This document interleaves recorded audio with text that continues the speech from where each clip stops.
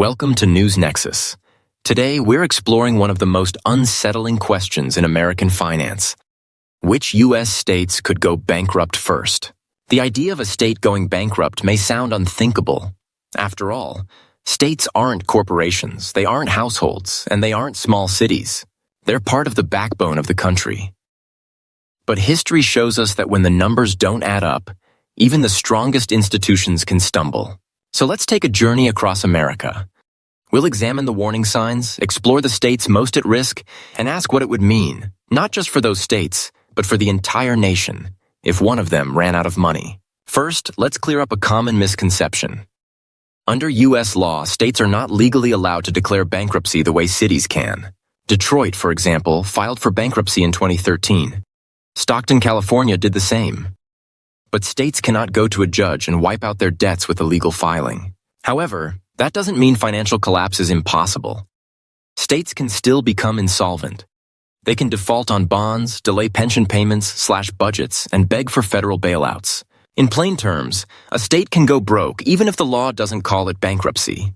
This distinction is important because when we talk about states that could go bankrupt first, we're really talking about those that are running out of financial road. So what are the warning signs?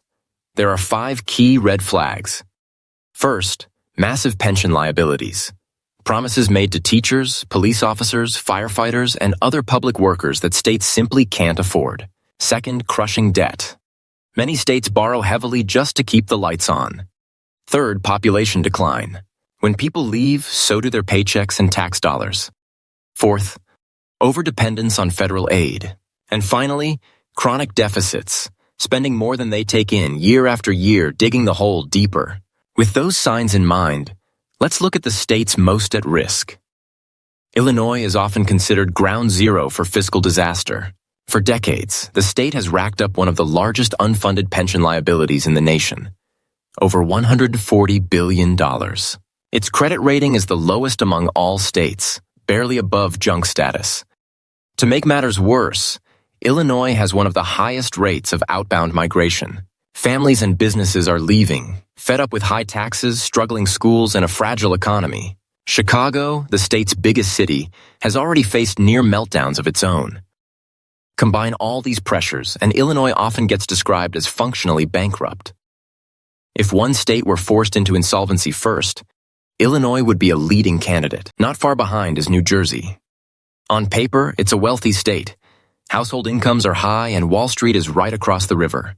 But that wealth hides a serious problem: unfunded promises. New Jersey's pension system is in deep trouble, and property taxes are the highest in the nation.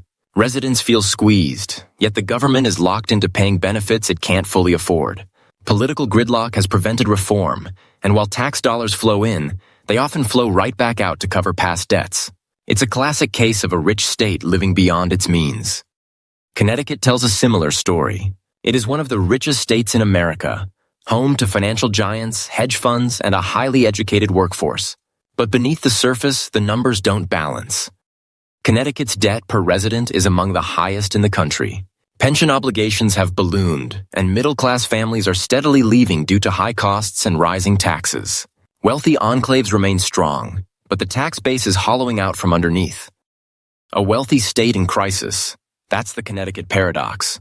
Then there's Kentucky, which doesn't have a reputation for wealth, but does have one of the most underfunded pension systems in the United States. Some estimates suggest its plans are less than 15% funded. That means for every dollar promised, only a few cents are actually saved. Combine that with lower household incomes, limited tax revenue, and heavy reliance on federal aid, and Kentucky finds itself in a financial storm. It doesn't get the same headlines as Illinois or New Jersey, but insiders know the situation is dangerous. And then we come to California, the sleeping giant. With the largest state economy in the U.S. and the 5th largest in the world, California seems unshakable. But its size is precisely why experts keep a close watch. California's budget swings wildly, depending on the tech sector and Wall Street. In good years, tax revenue floods in. In bad years, deficits explode. Add in sky-high housing costs, a homelessness crisis, and billions in pension obligations, and the risks become clearer.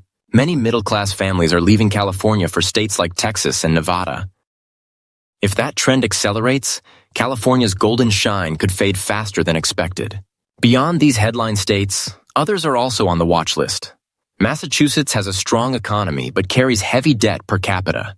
Pennsylvania is grappling with pension issues and a sluggish economy. Hawaii, despite its paradise image, depends heavily on tourism. When travel collapses, the state's finances take a massive hit. And Alaska depends on oil revenues. When oil prices fall, the state's income collapses overnight.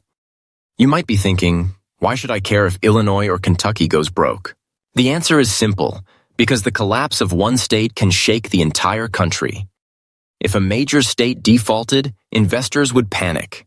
Borrowing costs would rise for every state, even those in good shape. The federal government might be forced to launch massive bailouts, sparking national debates about fairness. Should taxpayers in Texas bail out Illinois? Should Californians cover Kentucky's pension promises? The political and economic fallout would be enormous. So what can be done? States can reform pensions, raise retirement ages, or shift workers to different plans.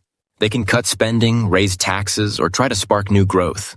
But none of these are easy choices. Politicians know that reforming pensions is unpopular. Raising taxes drives more people out. Cutting services angers voters. That's why, year after year, many states kick the can down the road. At some point, though, the road runs out. We've seen smaller versions of this story before. Detroit's bankruptcy was the largest municipal collapse in U.S. history. Puerto Rico defaulted on its debts and required a federal oversight board. In each case, promises made decades earlier came due, and the money wasn't there. The lesson is clear. Ignoring financial problems doesn't make them go away. It makes the eventual crash harder. So, which U.S. state will go bankrupt first? The leading candidates are Illinois, New Jersey, Connecticut, and Kentucky. California, too, carries long-term risks. And even beyond these, states like Pennsylvania, Hawaii, and Alaska live on financial edges that could tip in the wrong conditions. The truth is, state bankruptcy isn't just a legal question. It's a political and economic reality that may test the limits of American federalism. When one state falls, the rest will feel the shockwaves.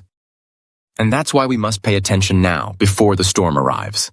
This has been News Nexus. If you value deep dives like this one, don't forget to subscribe, share, and join us next time as we continue exploring the stories that define America's future.